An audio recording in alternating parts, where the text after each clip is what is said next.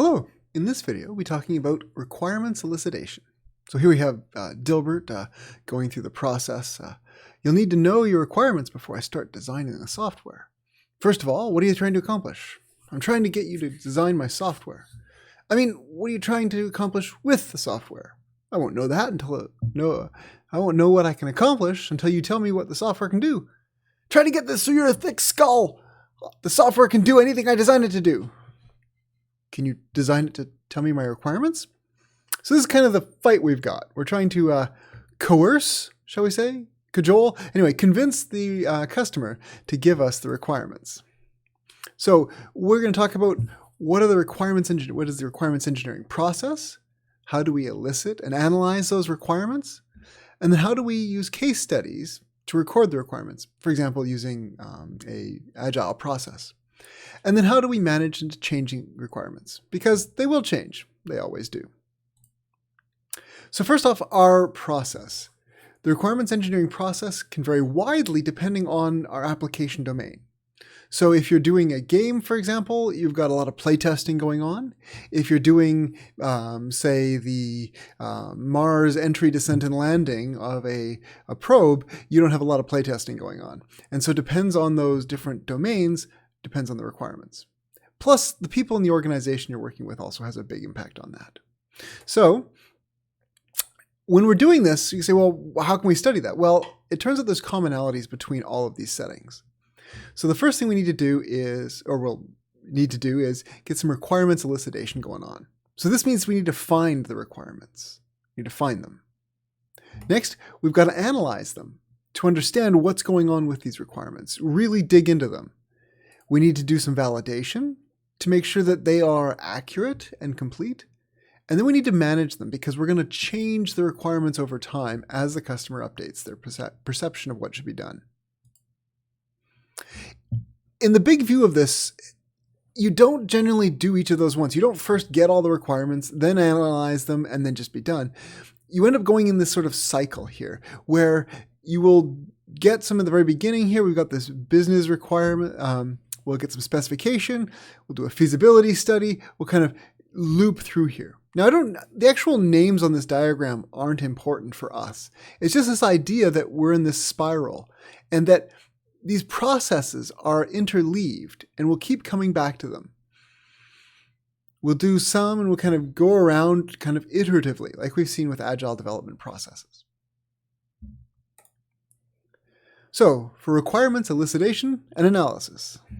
Dilbert says here, none of us has designed a nuclear power plant before, but we can figure it out by using our process. That's what we're learning today. Good. Well, in phase 1, we'll gather the customer requirements. So you want free electricity without mutation, unless the mutation gives you X-ray vision. Yep. Of course, that's a bit hard to manage, but we'll figure it out.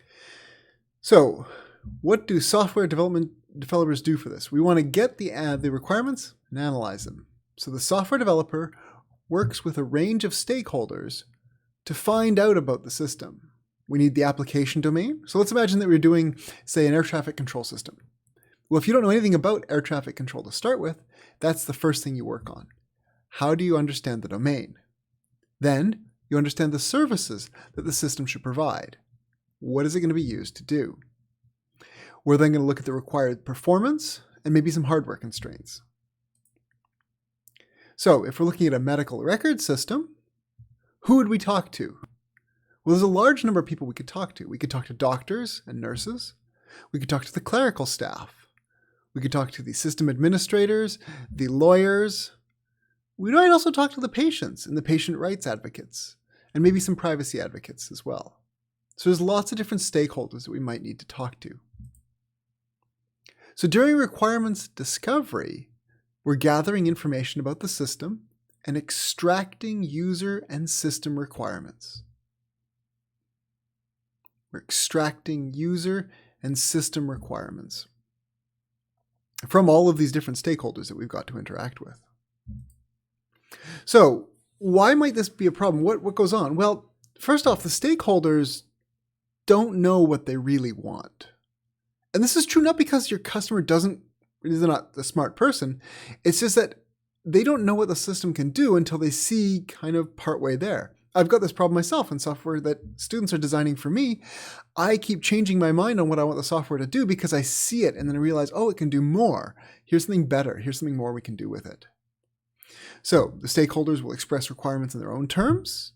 You've got to understand those terms. And the requirements will change during the analysis process.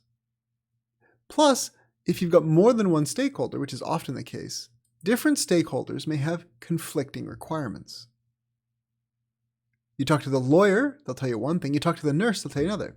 So for example, the lawyer may say, to access information about a patient, the doctor and nurse and orderly must type in their 5-digit access code, and they can only do this on the patients that they are currently administering. Whereas the nurse might say, I need access to any patient on my ward in case I'm covering. And I can't type in my code every time because this may be a kind of a time critical thing. So these different requirements we have to then sort through. Now, how do we get information out of the customer? Well, we can just ask them. That's the basic way. But it turns out it needs a bit of a structure. So we'll call this interviewing. So our stakeholders are going to be interviewed for our requirements analysis process. We can have two types of interviews. The first one's called a closed interview. So a closed interview is based on a predetermined list of questions. Think of it as like a quiz. The questions are all written ahead of time, and we're simply asking the person. We could ask, how many patients do you see in a day? We could ask, what kind of information do you need when you first pull up information on a patient? The other thing we could ask is an open-ended interview. In an open-ended interview, we're exploring the various issues with the stakeholders. We're not just going through a list of questions saying, well, what do you do here? What do you do there? We're kind of walking through the process with them. We say, well, tell me about your day when you're using the computer. Or tell me about your patients and how you would work with them. And then tell me about how that's going to flow. And as they give us more ideas, we can dig into that. The person I worked with did a great job as gaining access or gaining requirements. He would talk to us about how to test our batteries and really dig into everything that we said. And it was only through those conversations with him that we kind of nailed down some of the aspects of how the system should actually work. And realize, oh, this is what our system is going to do when you put a few of these units together. Because he was so tenacious about finding out about it. Now in real life, we're usually going to put these together. You'll have a number of open-ended, but you might also go into that interview with, here's my 10 questions I want to ask, and then let's have a conversation. So what would be the advantages of each of these? What would be the advantage of a closed interview? Give you a second to think about that. Having the 10 prepared questions. Well, the closed interview might be really beneficial when you're trying to get the information from a number of people. You're trying to survey 1,000 people. Or you've got a reasonably well understood problem and you just need to kind of dig into one aspect of it.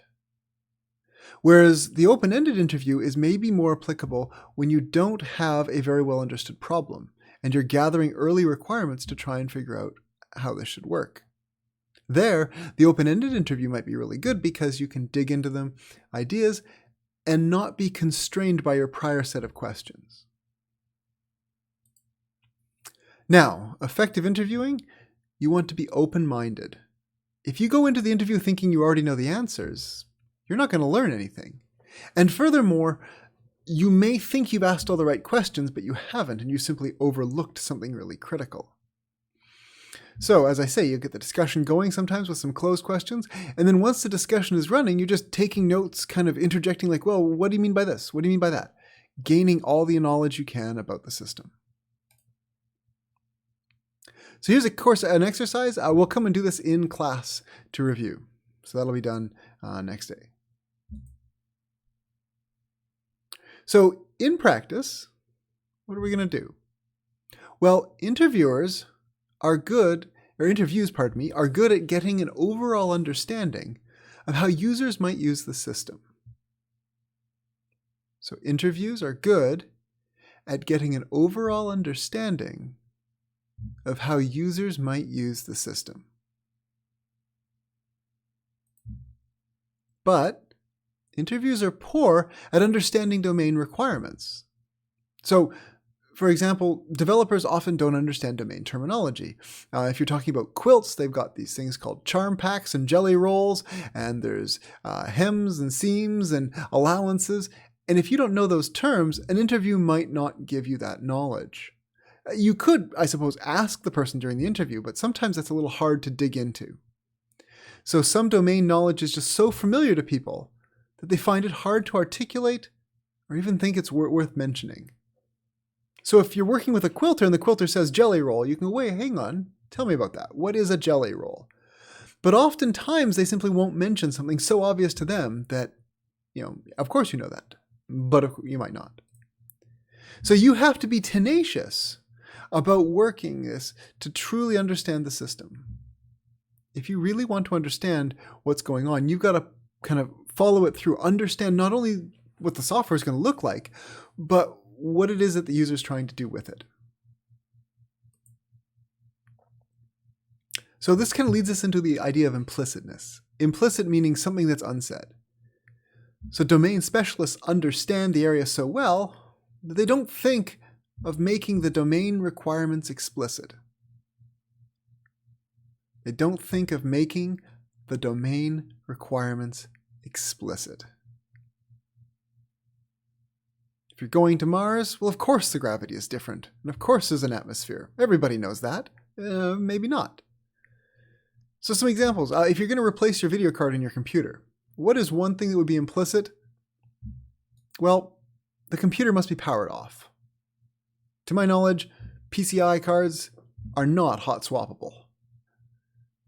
And that's clearly true, but maybe not to everybody. I was once in a computer store, and the person that I dealt a lot with there was talking to a customer, and his comment to them was, when we serviced your computer and we realized why it was overheating, there was a blanket inside your PC. Honest to God, this happened. Straight faced, he's telling the guy. And the customers, well, yeah, it was pretty loud, so we put the blanket in there to make it quiet. The service guy goes, well, yeah, you probably can't do that. It stops the fan, so maybe you should not put the blanket in there. If it gets loud, bring it back in. I thought, well, that's clearly true. I mean, do you need a sticker on the side of your computer that reads, don't put a blanket inside? That's implicit. What about if you talk about batteries for electric vehicles? This is something I've got some experience with. So something I know is that you need to use a pre-charge resistor if you're going to connect a battery up to an electric motor. At least in the systems we worked on, that was true. And I didn't know that until I dealt with the system. And then I was like, what is this pre-charge resistor for? And like, oh, well, obviously it's for this. Well, it wasn't obvious to me. Now, if you're going to test a nuclear power plant, your guess is as good as mine. I don't know anything about testing nuclear power plants, but I'm certain that the engineers who work there have a long list of things that are implicit. Now, they might be trained to really go into the details of that, but you can bet that there are a lot of implicit things that they might miss over. So this gives us the idea of ethnography here as another way to get these ideas. This is motivated by the realization that people are generally not very good at describing exactly what they do. It's not until you try to teach somebody to do something, like drive a car, about like maybe stick shift, driving a manual transmission. It's not until you actually try to teach somebody that you realize, oh, wait, hang on a second, here's kind of how you do it. Let me just figure that out. Let me try it a couple times and I'll tell you what I'm doing. Right? It's only through doing that we understand it. So, ethnography. In ethnography, an analyst immerses themselves in the work environment. This is where the system is actually going to be used, or being used. And the analyst observes the current workflow. And people don't need to explain it to them. They're not there to kind of be told all about it. They're there to observe and see what's going on. You can imagine, for example, you're doing an air traffic control system. And you go and you sit in the tower and you watch what's happening. And you see how some people, they're saying, okay, this plane's coming in from the left and it's going to go to the right. I'll hand it off to you. And they're calling it across the room. Hey, Billy, I've got a 747 coming to you from this. Pick it up on line 2 or whatever it is. You can imagine that interaction that might go on in the room. Or maybe you can imagine that the room is silent and everyone is not talking. It could go either way. I don't know. And so if I was there and watching this and I realized, oh, hey, if we want to make this automated, we're going to maybe make it so people can do it from home. We need a voice chat system, or maybe we don't, to see what's really going on. So what is ethnography good at? What are its limitations? Well, it's good for documenting what people really do and finding out the requirements which the user forgot to mention. You're watching them do it. Hey, before they talk to a plane, they first monitor for when the frequencies are clear, when the radio frequencies are clear, maybe. Or they first, tap a button to indicate that they're going to talk. And maybe they forgot to mention this because it's just that standard process. But by watching, you understand it. Now, limit of ethnography, it is poor at finding new features beyond the current practice. And at moment's reflection, this might become obvious. It's poor at finding new features beyond the current practices because you're watching people do things. And you might have some insight as to what could be done, but they're not sharing with you their insights. So all they're doing is they're showing you, this is what we're doing. We do this, this, and this, and it happens. And by watching, you learn, okay, the system needs to be able to do this, but you're not necessarily learning the ways that the system could be expanded. Okay, so if we're going to record requirements, which is the next thing to do, we need to figure out how we're going to do that. So, first thing we might talk about is a user story. So the template we're going to use for our user stories, this would be very common when doing things like an agile process, is we're going to use our user stories to capture the product requirements. So we're going to capture the product requirements, and we're going to use the template of as blank, I want blank so that blank. So as the user role, I want to do something so that, and then an explanation. I'll give an example here. As a TA, I want to download all student submissions in a zip file so that I don't have to individually download each student's work. Okay, right, we can see what this would look like. So if you're using Courses, I can see the way that this would be needed. I can imagine the use case now, and I see, oh, that's why. So here's the structure I need in the zip file, perhaps. For user stories, we want to keep them focused on what the user wants to do, not how the software will let them do it. We don't want to walk it through. The user doesn't care that they click on something on the left or the right. They simply want to click on something and have it work efficiently. So we want to record what the user wants, and then when we get into design, design is where we're going to talk about how it does it. So as I'm recording these user stories, we have an idea of an epic. An epic is a story that is too big for a single iteration. An epic is a story that is too big for a single iteration. So epics are too coarse-grained, they're too high level, they're too big. The team needs to break down the epic into smaller, more detailed specifications or stories in order for it to be actually implementable inside a single iteration. So an example, as a student, I want to be able to submit my assignment so that I can get credit for my work. Okay, submitting an assignment, but now this might have a lot of things to it. We need to maybe submit different parts of an assignment. If you can submit different, part A, B, and C with different files. And what about file formats? What about seeing the history and overwriting an existing submission? Maybe the student should be able to roll back to a previous submission. All of these sorts of things are features that you need in a fully functional assignment submission server. And so submitting the assignment is going to be an epic. There's too much there to do in a single iteration. And we'll do this exercise in class. We'll write an exercise or an epic related to course registration, and then we'll break it down into multiple smaller user stories.